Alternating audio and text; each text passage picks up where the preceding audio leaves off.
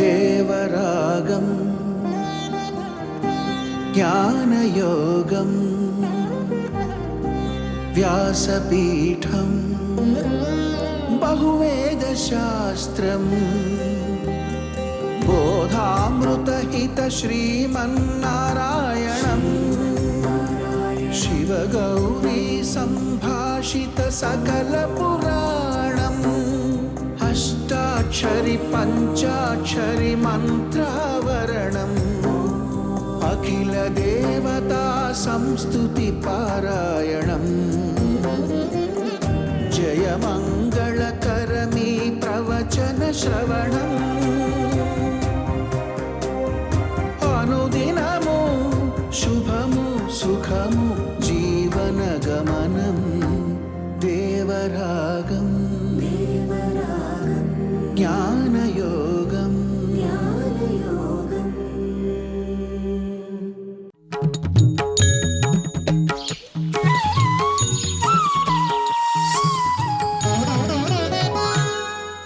ఆపదామపహర్తారం దాతారం సర్వసంపదాం లోకాభిరామం శ్రీరామం భూయో భూయో నమామ్యహం.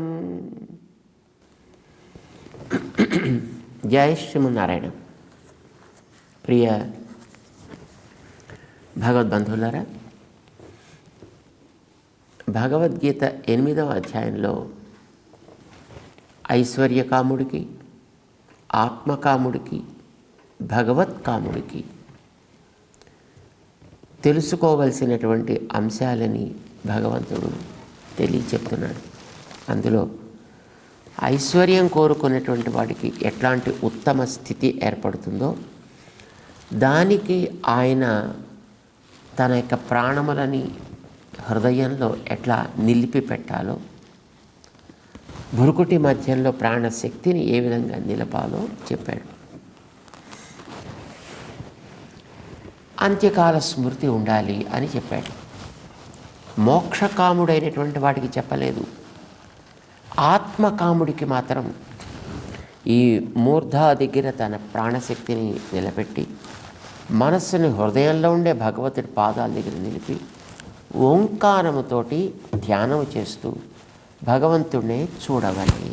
ఇది చెప్పాడు.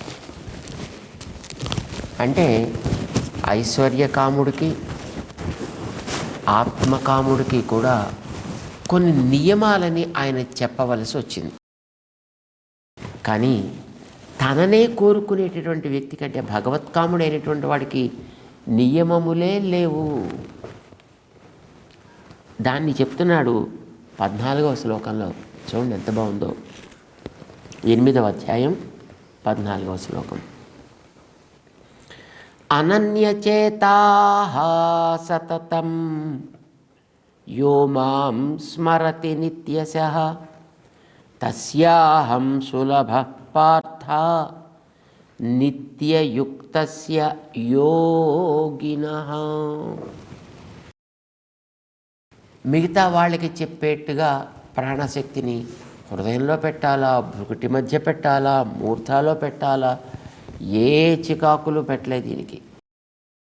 తస్యాహం సులభ, వాడికి నేను చాలా సులభంగా లభిస్తానయా. వీడికి చాలా ఈజీ. అంటే ఫలితాల్లో ఉత్తమ ఫలితం భగవత్ ప్రాప్తి అనేది. కానీ సాధన విషయంలో చూస్తే దానికి సాధన అనేటటువంటిది ఏ క్లేశంతో కూడుకున్నది కాదు, అతి సులభం, సహజం కనుక. ఇది అసహజమైన వాటిని కోరుకున్నప్పుడు అవి క్లిష్టజనకాలు, రకరకాల క్లేశములతో కూడుకున్నవి. అవి ఎన్నో రకాలైనటువంటి సాధనలు చేయవలసింది. ఎందుకని వీడు సహజమైన దాన్ని కోరుకుంటున్నాడు, ఇతరమైనది ఏది వాడికి మనసులో లేదు. అనన్యచేతాః సతతం, ఇది వాడిలో ఉండేటటువంటి గొప్ప యోగ్యత. ఏ ఇతర విషయాలలోనూ వీడి మనస్సు ప్రవర్తించదు, భగవంతుడే కావాలి. ప్రహ్లాదుడిలాగా, లేదా భీష్మ పితామహుడిలాగా అనుకుందాం. మనకి వీళ్ళు పరిచితులు కదా. చూడండి, ధ్రువుడు పరమభక్త శిఖామణి, కానీ స్థానాభిలాషి తపసి స్థితోహం. ఆయనే చెప్పుకున్నాడు, నేను ఒక స్థానాన్ని కోరుకుని నిన్ను ఉపాసన చేస్తున్నాను. ఐశ్వర్యాన్ని ఇలాంటి వాడు అనమాట. అందుకోసం ఆయనకి లభించాడు భగవంతుడు. ఆయన చేసినటువంటి సాధనకి కరిగాడు, ఆయనకి లభించాడు. ఆయన కోరుకున్నటువంటి స్థానాన్ని చక్కగా ఎప్పటికీ అనుభవించగలిగేటట్లుగా ఆయనకి వరాన్ని కూడా ప్రసాదించాడు. మనం గుర్తుపెట్టుకోవలసింది స్థానాభిలాషి. ద్రౌపది, ఆవిడ కూడా పరమ భక్తురాలు, చక్కటి వైష్ణవం, కానీ మానాభిలాషి. ఈయన స్థానాభిలాషి, ఆవిడ మానాభిలాషి. ఆవిడ తన మానాన్ని కాపాడడం కోసమని భగవంతుడిని ప్రార్థన చేసింది.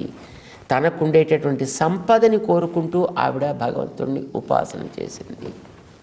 కనుక ఆవిడ కూడా ఐశ్వర్యార్థిలోకే చేరేది. మరో ఆయన ఉండేవాడండి, కుచేలుడు, ధనాభిలాషి. ఆయన వాళ్ళ ఆవిడ 2 వాయించి, పోయి నీ మిత్రుడికి కాస్త పైసలు పట్టరా 4, ఇంతమంది పిల్లలతోటి వేగలేక ఇబ్బంది పడుతున్నాం అని అంటే, పాపం ఆవిడే జాగ్రత్తగా ఆ చిల్లులు కనిపించకుండా ఉండేట్టుగా బట్టల్ని కట్టి ఆ పక్క వాళ్ళ నుంచి ఒక గుప్పుడు అటుకుల్ని తెచ్చి ఆ మూటలో కట్టిపెట్టి పో అంటే పాపం బయలుదేరాడు పెద్ద మనిషి. ధనాభిలాషి ఆయన బయలుదేరాడు. ఆయన మరింకొక ఆయన ఉన్నాడు, అర్జునుడు. ఆయన కూడా పరమ వైష్ణవుడు, చాలా గొప్పవాడు, కానీ రాజ్యాభిలాషి. ఆయనకి రాజ్యం మీద కోరిక. నాకు ఈ రకమైనటువంటి సంపదలు నాకెందుకు, అపి త్రైలోక్య రాజ్యస్య హేతోహో కిన్ మహీకృతే. నేను ఈ మహిని సంపాదించడం కోసమని చెప్పి ఇలాంటి పనులు చేస్తానా? నాకు ముల్లోకాలు ఇస్తానన్నా ఇలాంటి రక్తపు కూడు తినడానికి నేను ఇష్టపడను. ఈ ఒక్క రాజ్యం కోసం ఇంత పని నేనెందుకు చెయ్యాలి అన్నాడు. అంటే రాజ్యాభిలాషి. ఈయన కూడా ఒక అభిలాష ఉంది కనుకని ఈయన కూడా ఐశ్వర్యకాముడు. విభీషణుడు అని మరో ఆయన ఉన్నాడు. ఆయన చాలా గొప్పవాడే, ఆయన కూడా పరమ వైష్ణవుడు, కానీ ఆయన కూడా రాజ్యాభిలాషి. రాజ్యాన్ని కోరుకున్నాడు ఆయన కూడా. అది భవద్గతం మే రాజ్యంచ జీవితంచ ధనానిచ. మే రాజ్యం అన్నాడు. అడిగా ఆయనకి రాజ్యం ఎక్కడుంది? ఆయనకి ఉంటే కదా. వాళ్ళ అన్నగారు వాడిని తండ్రి బయట తగలబెట్టేస్తే వచ్చాడు పాపం ఆయన అక్కడి నుంచి. కానీ ఏమన్నాడు ఆయన? భవద్గతం మే రాజ్యంచ, నా రాజ్యం అంతా నీ పాదాల దగ్గర పెట్టేస్తున్నానయ్యా అన్నాడు ఆయన. అంటే అది కోరి వచ్చాను అని ఆయన పరోక్షంగా చెప్పుకున్నాడు ఆయన. సరే చెప్పుకున్నాడు కనుక ఏమయ్యా రాజ్యకాంక్షి విభీషణ అన్నాడు పాపం రామచంద్రుడు లక్ష్మణుడితోటి. వచ్చినవాడు దానికోసం వచ్చాడయా, సరే రాని రాని అన్నాడు ఆయన. ఇవ్వాలి అనే బాధ్యత తన మీద పెట్టుకున్నాడు కనుక రావణ వధ జరిగిన వెంటనే విభీషణుని రాజ్యంలో అభిషేకించి రాక్షసేంద్రం విభీషణం అక్కడ అభిషిచ్య చ లంకాయాం కృతకృత్య ప్రముమోద. అమ్మయ్య, ఇప్పటికీ నా బాధ్యతని పూర్తి చేసుకున్నాను అని ఆనందపడ్డాడు ఆయన. రాజ్యకాంక్షి, రాజ్యాభిలాషి. సుగ్రీవుడని ఇంకొక మహానుభావుడు ఉన్నాడు. ఈయన కూడా రాముడి కోసం ప్రాణాలు ఇచ్చేటటువంటి మహనీయుడు. రావణాసురుడు అక్కడ ఎదురకుండా లంకలోకి వెళ్ళిన మొదటి నాడు వీడు ఇక్కడ కొండెక్కి ఏమిటి చుట్టుపక్కల వాతావరణం అనేది పరిశీలించాలి అని వెళ్ళినప్పుడు సరిగ్గా వీళ్లతోటి ప్యారలల్గా ఎదురకుండా రావణాసురుడు ఉండేటటువంటి ఆ కొండ మీద భవనంగా అనిపిస్తోంది. అందులో వాడు బయటకు వచ్చి వీళ్ళని చూడాల, కానీ వీళ్ళ సైన్యం ఉంది మొత్తం కింద అంతా కూడా, వాళ్ళందరినీ చూడ్డానికని వచ్చాడు. కానీ సుగ్రీవుడికి దీర్ఘచక్షువు కనుక ఈయన ఇక్కడి నుంచే కనిపించింది. కనిపించడం పాపం, రాముడితో పక్కన పర్మిషన్ తీసుకోవాలి, చెప్పలేడు, రయ్యమని ఎగిరిపోయాడు అంతే. అమాంతం వెళ్ళి రావణాసుడి మీద కూలబడ్డాడు. వాడిని కాసేపు చిత్రహింస పెట్టాడు. ఇది ఏమొచ్చిందబ్బా ఇలాగా అని ఆయన కాస్త తేరుకొని చూసి, తన మీద ఏదో ఒక కోతొచ్చి దాడి చేస్తోంది, ఇదేదో చాలా గట్టిదిలాగే ఉంది, దీని మీద మనం ఏదో చెయ్యాలి అని ఆయన ప్రిపేర్ అయ్యే లోపల వాడిని 4 శుభ్రంగా చావగొట్టేసి టక్కమని వచ్చేసి మళ్ళీ చేతులు పెట్టుకుని రామచంద్రుని కాదు నిలబడ్డాడు అంటుంది. రాముడికి ఆశ్చర్యం వేసింది. ఏందయ్యా పని, ఏంది ఇట్లా నా చేసేది, ఇలా చేస్తాటయ్యా, నువ్వు మాకు గార్డియన్ అని మేము అనుకుంటే, మాకు తలలాంటి వాడివని నువ్వు అనుకుంటే, నిన్ను కాపాడుకోవడం మా బాధ్యతని మేము అనుకుంటే, మాకెవరికి తెలియకుండా టక్కమని వెళ్ళిపోయి ఏదో చేసేసి మళ్ళీ టక్కమని వచ్చేసి అలా నిలబడ్డావు. ఈసారి ఇప్పుడు అలా చేయకూడదు సుమా, నీలాంటి వాడికి అది తగినది కాదు సుమా. ఇన్స్ట్రక్షన్స్ ఇవ్వాల్సినవి కరెక్ట్గా ఇచ్చేసాడు ఆయన సుగ్రీవుడికి. కానీ కోరిక ఏమిటి సుగ్రీవుడికి? రాజ్యాభిలాషి కనుక కొందరు స్థానాభిలాషులు, కొందరు మానాభిలాషులు, కొందరు రాజ్యాభిలాషులు, కొందరు ధనాభిలాషులు, వీళ్ళందరూ కూడా అనన్యచేతస్కులు కారు. అయితే పరమ భక్త శిఖామణులు, దాంట్లో సందేహమేం లేదు. కానీ కృష్ణుడు ఇక్కడ చెప్తున్నాడు, తాను ఎవరికి అలాంటి వాళ్ళకే తాను సులభంగా ఉన్నప్పుడు అనన్యచేతస్కులైతే ఇంకా వాళ్ళ విషయంలో నేను ఎంత బాధ్యత కలిగి ఉంటానయా. వాళ్ళకి ఏదైనా చేస్తే అది వాళ్ళని ఆనందపరచడం కోసమనో వాళ్ళ మెప్పు కోసమో చెయ్యం. అది చెయ్యకపోతే నేను ఉండలేను కనుక చేస్తా. 3-4 నెలలు ఉండే పిల్లవాడికి, శిశువుకి తల్లి చేసే సేవ వాడేదో అడిగాడని కాదు, వాడికి అదేదో అవసరమని కాదు, వాడేదో కోరుతున్నాడని కాదు, ఎవరో చూస్తున్నారని కాదు, ఎవరో చెప్తున్నారని కాదు, వాడికి ఏదో చేసి వాడిని జాగ్రత్తగా చూడకపోతే తాను ఉండలేను కనుక చేస్తుంది తల్లి. వాడేం అడగడు వాడు. ఇది భగవంతుడు ఈ అనన్యచేతస్కుడి విషయంలో చూపించేటటువంటి ప్రేమ. వాడికి ఏదేది కావాలో అవన్నీ తానే ఇచ్చుకుంటాడు. ఇప్పుడు ఆ ఉయ్యాల్లో ఉండేటటువంటి ఆ 3-4 నెలల శిశువుకి, పసిగుడ్డికి తల్లి తానే ఉయ్యాల శుద్ధి చేస్తుంది, తానే బట్టలు శుద్ధి చేస్తుంది, తానే వాడిని కూర్చోబెట్టి స్నానం చేయిస్తుంది, తానే వాడికి సాంబ్రాణి వేస్తుంది, తానే వాడికి బొట్టు పెడుతుంది, తానే వాడికి ఆహారం తినిపిస్తుంది, అన్నీ తానే చేస్తుంది. అందులో ఇది కావాలి అని పాప వాడు ఒక్కటి తెలియదు, వాడికి అడగాలని కూడా వాడికి అనిపించదు. మనిషి కనుక ఏడుస్తూ ఉంటాడు అంతే. జంతువులైతే ఆ మాత్రం ఏడుపు కూడా ఉండదు, వాటి మానాన ఉంటాయి అంతే, అలా తిరుగుతుంది ఇటు అటు. కానీ ఆ తల్లే గుర్తించి ఆయా సమయానికి ఏదేది అవసరమో వాటన్నిటినీ దానికి అందేటట్టుగా ఏ రకంగా చేసుకుంటుందో, నేను కూడా ఇట్లాంటి అనన్యచేతస్కుడైనటువంటి ఒక జీవుడి విషయంలో మోక్షార్థి వాడు కనుక నన్నే పొందాలి అని అనుకున్నాడు కనుక వాడికి అట్లాంటిది నేను చేస్తా. అనన్యచేతాః సతతం యో మాం స్మరతి నిత్యశః. యః మాం స్మరతి, వాడు నన్ను తలుచుకుంటూ ఉంటాడు. వాడు నన్ను ఎలా తలుచుకుంటూ ఉంటాడు? సతతం తలుచుకుంటూ ఉంటాడు, ఎప్పుడు తలుచుకుంటూ ఉంటాడు. ఎప్పటి నుంచి? వాడికి జ్ఞానం ఆరంభమైనప్పటి నుంచి. ఎప్పటిదాకా? నిత్యశః, యావత్కాలము. ఇప్పటిదాకా అనేటువంటి నియమమే లేదండి.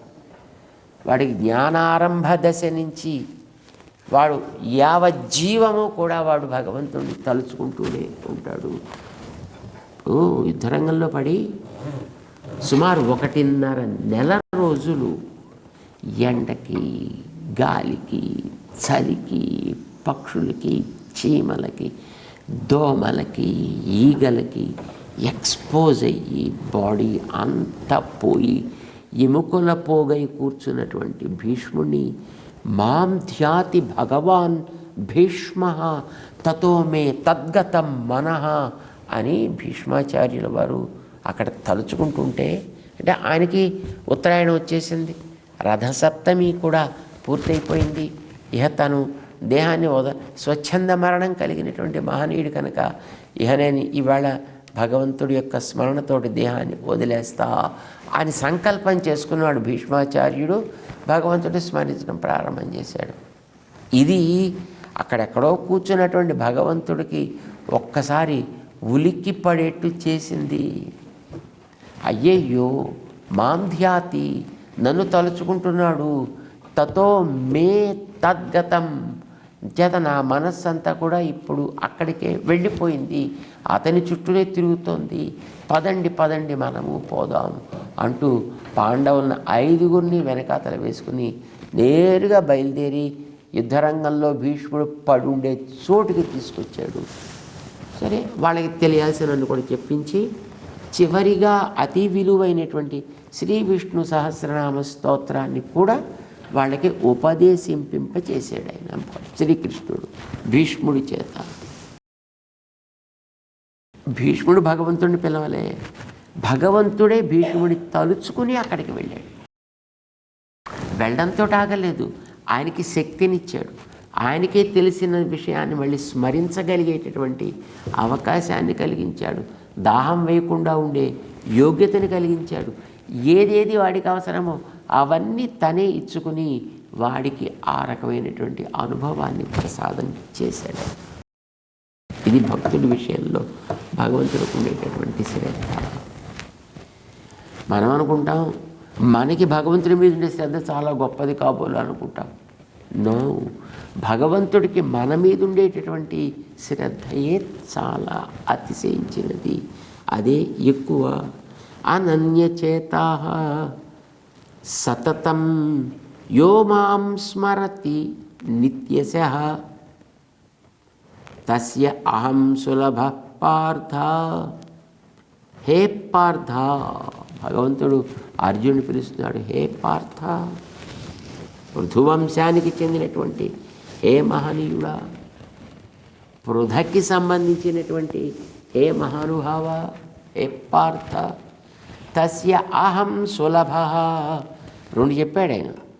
ఆయన ఒకటి సతతం నిత్యశః, ఆరంభం చేసినప్పటి నుంచి వాడు ఎప్పటికీ అలానే ఉంటాడు. అలాంటి వాడికి అహం సులభ, వాడికి నేను ఎంత సుఖంగా పొందడానికి యోగ్యుడవుతానో నేను కూడా చెప్పలేనయ్యా. అత్యర్థం ప్రియ అని గతంలో చెప్పాడు ఒకసారి. జ్ఞాని గురించి ఆయన వివరిస్తూ, అత్యర్థం ప్రియ, నా ఊహకి కూడా వాడు ఇంత గొప్పవాడని చెప్పడానికి మాటలు అందటం లేదు. తస్యాహం సులభ, సుఖంగా వాడికి నేను లభిస్తా. ఎందుకని? నిత్యయుక్తస్య యోగినః, వాడు నిత్యయుక్తుడు అంటే ఎప్పుడూ నాతోనే చేరి ఉండాలి అని అనుకుంటాడు, ఎప్పుడు నన్నే కోరుకుంటూ ఉంటాడు. వాడు యోగి, వాడి మనసు ఎప్పుడు నన్ను తప్ప ఇతరమైనటువంటి దాన్ని స్మరించదు. అంటే ఇదేదో నిర్బంధంతో కలిగేది కాదయ్యా. వాడికి ఎప్పుడు క్షణకాలం ఎడబాసిన వాడి కల్ప సహస్రం మన్వానః అలా అయిపోతాడు వాడు. యుగాయితం నిమేషేణ చక్షుషా ప్రావృడాయితం శూన్యాయితం జగత్ సర్వం అన్నట్టు అయిపోతాడు. అంటే ఒక నిమేషం అంటే కంటి రెప్పపాటు. ఈ కంటి రెప్పపాటు ఎడబాసుడు కూడా వాడు ఓర్వలేడు. అది కొన్ని యుగాలైపోయాయి అని వాడు బాధపడిపోతాడు. అందుకోసమనే వాడు అనుకుంటారట, ఛీ పాడు బ్రహ్మ అనవసరంగా ఈ కంటి మీద రెప్పలు పెట్టాడు. ఇది మూసుకుపోతుంటే మళ్ళీ ఆ మూసుకుపోయిన క్షణకాలంలో ఆ కృష్ణుని యొక్క ఆ రూపాన్ని దర్శించేటటువంటి యోగ్యత మనం కోల్పోతున్నామే. అయ్యో ఇలా అంటున్నాం అనుకోండి, మధ్యలో ఒక గ్యాప్ ఏర్పడిపోతుంది కదా, అది పెట్టాడు అనవసరంగా. శుభ్రంగా అసలు ఇవి లేకుండా ఉంటే బాగుండు, దయలేదు బ్రహ్మకి అని గోపికలు బ్రహ్మగారిని తిడతారు. ఆ మాత్రపు ఎడబాటు కూడా ఓర్వలేక చక్షుషా ప్రావృడాయితం. ఇహ ఎప్పుడు కూడా ఇక్కడ వర్ష ఋతువే ఉంటుందిట. ఎడబాసినటువంటి ఆ కాలం అంతా కూడా వానాకాలం అక్కడే ఉంటుందంటే వాళ్ళకి ఆ విరహాన్ని వాళ్ళు ఓర్వలేరు. శూన్యాయితం జగత్ సర్వం, జగత్తంతా ఏమీ లేదు అన్నట్టు అనిపిస్తుంది వాళ్ళకి. ఇలాగా క్షణకాలపు ఎడబాటుని కూడా ఓర్వలేక నిరంతరము అతనినే స్మరిస్తూ ఉంటారు వాళ్ళు. అలాంటి వాడికి నేనేం చేస్తానో తెలుసునా, నన్ను చేరటానికి అవసరమైనటువంటి ఏ శక్తి అవసరమో దాన్ని నేనే ఇస్తా. అవరోధాలు ఏమున్నాయో వాటిని నేనే తొలగిస్తా. వాడికి ఏదేది అవసరమో అవన్నీ కూడా నేనే ఇచ్చుకుంటానయ్యా. యమే వేష వృణితే తేన లభ్య అంటుంది మనకి ఉపనిషత్. దీన్ని భగవంతుడు కూడా కొంచెం పైకి వెళ్ళాక చెప్పుకుంటాడు. తేషాం సతతయుక్తానాం భజతాం, తేషాం సతతయుక్తానాం భజతాం. వాళ్ళను ప్రేమతో సేవిస్తూ ఉంటారు, ఎప్పుడు నాతోటి చేరి ఉండాలని కోరుకుంటారు. అలాంటి వాళ్ళకి దదామి బుద్ధి యోగంతం, కావలసినటువంటి బుద్ధి యోగాన్ని దదామి, నేనే ఇస్తా. ఎలా ఇస్తావు? ప్రీతిపూర్వకం దదామి బుద్ధి. ప్రీతిపూర్వకం ముందు కలపకూడదు, ప్రీతిపూర్వకం తర్వాత కలపాలి. తేషాం సతతయుక్తానాం భజతాం ప్రీతిపూర్వకం దదామి బుద్ధియోగంతం ఏన మాం ఉపయాంతి తే. శ్లోకాలు చదివేవాళ్ళు ఏదో చదువుతారు, వాళ్ళకి అంతే అర్థమవుతుంది. కానీ అలా చదవకూడదు. ఎందుకని చదివితే అర్థం మారిపోతుందండి. తేషాం సతతయుక్తానాం, సతతయుక్తానాం ఎప్పుడూ కాయంతోటే కలిసి ఉండాలని కోరుకునేవాళ్ళు. భజతాం ప్రీతిపూర్వకం, భజతాం అంటేనే ప్రీతితో సేవించేవారు అర్థం. మళ్ళీ ప్రీతిపూర్వకం ఎందుకు? భజతాం ప్రీతిపూర్వకం అంటే భజనం అంటేనే ప్రీతితో సేవనం కదండి. ఇంక మళ్ళీ ప్రీతి ఎందుకు? మళ్ళీ చెప్పిందే చెప్పి చెరివితే చరవణం. అంటే ప్రీతిపూర్వకం భజదాంతో కలపకూడదు, పక్కన పెట్టండి. తేషాం సతతయుక్తానాం భజతాం, తేషాం అలాంటి సతతయుక్తానాం ఎప్పుడూ దాంతో చేరి ఉండాలని కోరుకుంటూ ఎవరైతే ప్రీతితో సేవిస్తారో అలాంటి వాళ్ళకి అక్కడ నెక్స్ట్ పాదంలో దదామి బుద్ధియోగంతం, వాడికి బుద్ధియోగమును దదామి ఇస్తున్నా అన్నాడు కదా. ఎలా ఇస్తాడు ఈయన? ఏం చేస్తాం? వాడు చేశాడు కదా, ఇది ఇవ్వాలి అని ఇస్తాడైనా? ప్రీతిపూర్వకం దదామి. వాడికి ఇవ్వకపోతే నాకే తోచదయా. బుద్ధియోగాన్ని నేనే కోరి కోరి వాడికి ఇస్తా. ఏన మాం ఉపయాంతి, వాడు నన్ను ఏ రకంగా చేరగలుగుతాడో దానికి తగ్గటువంటి దాన్ని నేనే వాడికి అందిస్తా. తేషామేవ అనుకంపార్థమహం అజ్ఞానజం తమః నాశయామి. దానికి అవరోధంగా ఉండేటటువంటి వాళ్ళ హృదయంలో ఉండేటటువంటి అజ్ఞానజం తమః, ఈ ప్రకృతి ప్రయుక్తమైనటువంటి ఏ తమస్సు అయితే వారికి ఈ దేహం వల్ల ఏర్పడిందో దానిని నాశయామి, నేనే నశింపచేస్తా. ఎట్లా? ఆత్మభావస్థ, వాళ్ళ హృదయంలో నేనే ఉంటా, దీపంలాగా వెలుగుతా, మిగతా ఉండే చీకట్లని కాల్చి పారవేస్తా, తొలగించి వేస్తా. ఆత్మభావస్థ నాశయామి జ్ఞానదీపేన భాస్వత. ఆరనటువంటి జ్ఞానమనే తనతోటుండేటటువంటి సంబంధం అనే ఒక జ్ఞానాన్ని వాళ్ళలో వెలిగించి మళ్ళీ ఏ జ్ఞానం అండి? జ్ఞానం అంటేను ఇది కర్ర, అది బుర్ర, ఈ జ్ఞానం కాదు. తనతో ఉండేటటువంటి అర్ధపంచక జ్ఞానము అని అంటారే, సంబంధ జ్ఞానము అని అంటారే, దానిని జ్ఞాన దీపేన భాస్వత, దానిని ప్రకాశింపచేస్తా. దానివల్ల వాళ్ళల్లో ఎప్పుడు కూడా తనకి సేవ చేయాలని అనిపిస్తుంది.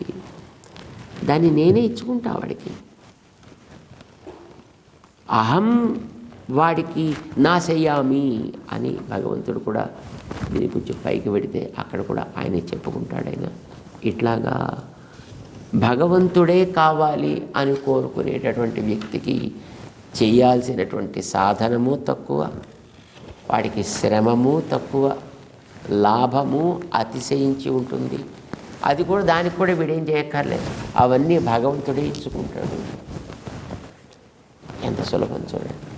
గొప్పది కానీ భగవంతుడిచ్చేది, మిగతా వాళ్ళది భగవంతుడిచ్చేదే కానీ ఇది అంత ఉత్తమమైనటువంటి ఫలితములు కావు.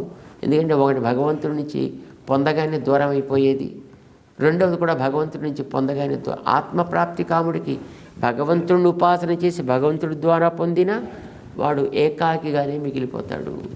ఐశ్వర్యార్థి భగవంతుడు ఇచ్చినప్పటికీ దాన్ని లభించి దాన్ని ఆస్వాదిస్తూ అనుభవిస్తూ వాడు కూర్చుని ఉండిపోతాడు. చేత వీరిరువురికి కూడా భగవంతుడి నుంచి క్రమంగా దూరం అయిపోవడమే ఫలితము. కానీ భగవత్కాముడికి మాత్రం భగవంతుడి దూరం అవ్వడం అనేటటువంటిది ఉండదు. అది ఉత్తమమైనటువంటి స్థితి వాడికి కలుగుతుంది. దీన్ని నిరూపణ చేస్తూ ముందుకు తీసుకుపడతాడు 15వ శ్లోకం దగ్గర నుంచి. తెలుసుకుందాం. జై శ్రీమన్నారాయణ.